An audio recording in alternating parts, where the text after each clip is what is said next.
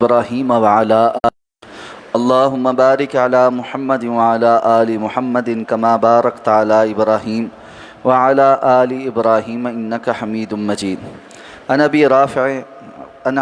أبي رافع رضي الله عنه أن النبي صلى الله عليه وسلم استسلف من رجل بكرا فقدمت عليه إبل من إبل الصدقة فأمر أبا رافع أن يقضي الرجل بكره فقال لا أجد إلا خيارا رباعيا فقال أعطه إياه فإن خيار الناس أحسنهم قضاء.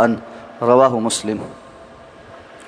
حضرت ابو رافع رضی اللہ تعالیٰ عنہ سے روایت ہے کہ جناب نبی کریم صلی اللہ علیہ وسلم نے ایک شخص سے ایک جوان اونٹ قرض لیا.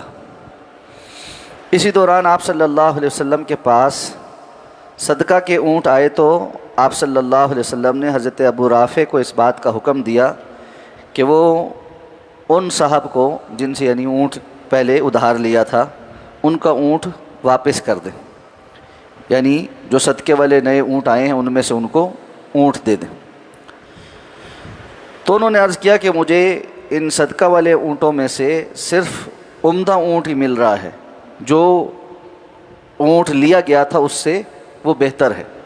تو آپ صلی اللہ علیہ وسلم نے فرمایا کہ اس شخص کو وہی عمدہ اونٹ دے دو، بے شک لوگوں میں سب سے بہتر وہی ہے جو قرض ادا کرنے میں سب سے بہتر ہے. اس حدیث کو امام مسلم نے روایت کیا ہے. لین دین کے معاملات پہ احادیث مبارکہ ذکر ہو رہی ہیں.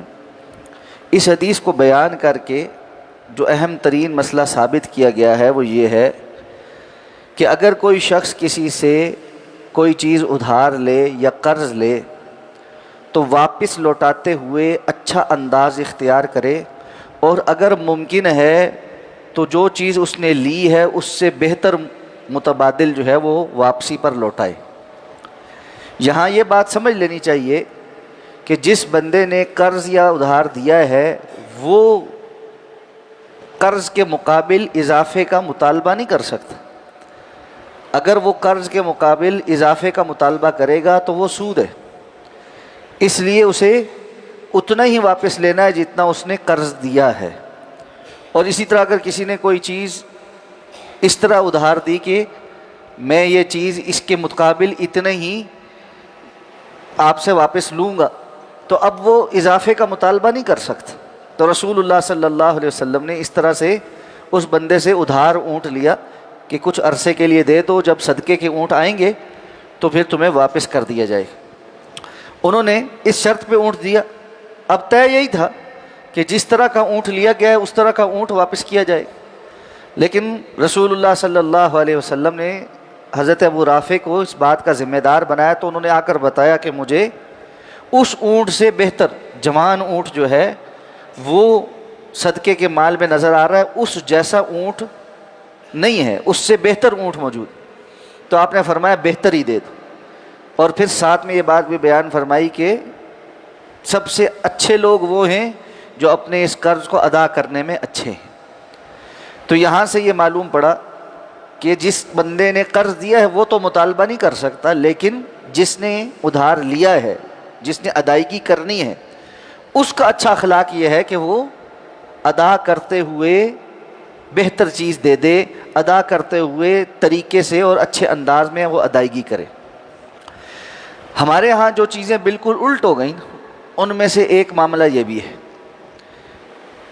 قرض جو بندہ لے لیتا ہے اب وہ واپس کرنے کا نام نہیں لیتا، اور اس سے پیسے واپس لینا حقیقتاً یہ ہے کہ اپنے ہی پیسے مانگنے کے لیے انسان کو منتیں کرنے پڑتی، اور اس کی جو ہے وہ سماجت کرنی پڑتی ہے کہ بھائی اللہ کا خوف کرو اور یہ پیسے وقت پہ دے دو. اور وہ آئے دن ٹال مٹول سے کام لیتا رہتا ہے، اور پھر اس کی کوشش یہ ہوتی ہے کہ جو قرضہ میں نے لیا ہے کوئی نہ کوئی ہیلا بہانہ گھڑ گھڑا کر اس میں سے میں کچھ نہ کچھ ڈنڈی مار لوں. تو اس کو پتہ ہوتا ہے اب واپس وصول کرنے والا بیچارہ پریشان ہے، کوئی 4-6 مہینے تو اس کو میں نے ویسے لٹکا لیا ہے. تو جس نے وصول کرنا ہوتا ہے وہ کہتا ہے یار جو میرے وصولی ہو جائے وہی کافی ہے. 1,00,000 روپے لیا تھا وہ کہتا ہے جی میں تو بڑا مجبور ہوں، بڑی مشکل سے جوڑ جاڑ کے میرے پاس 70,000 ہوئے ہیں، تو وہ کہتا ہے جی اچھا یار تو 70 ہی دے دے، وہ کہتا ہے جی بس میں اس سے اوپر نہیں دے سکتا، کرتے کراتے اوپر کے 30,000 مار لیتا ہے۔ یہ جو طریقے ہیں یہ سارے کے سارے حرام۔ اس طریقہ کار پہ جو بندہ لوگوں کا مال غصب کرتا ہے وہ جان لے کہ وہ حرام مال کھا رہا ہے اور اس نے جہنم کی آگ اپنے پیٹ میں ڈالی۔ اس لیے قرض لیتے اور دیتے، اس دن ہم نے حدیث پڑھی تھی، جو قرض لے رہا ہے وہ نیت ٹھیک رکھے تو اللہ تعالیٰ اس کو ادا کروا دے، اور واپسی ادا کرتے اچھا طریقہ کار اپنائے، وقت پر ادا کرے، اور جس نے اس کے ساتھ بھلائی کی ہے اس کی بھلائی کا جواب بھلائی کے طور پر دے، ایک تو وقت پر دے، دوسرا کوشش کرے کہ اپنی طرف سے بہتر دے۔ اللہ تعالیٰ عمل کرنے کی توفیق عطا فرمائے۔ سبحانک اللہم و بحمدک، نشہد ان لا الہ الا انت، نستغفرک و نتوب۔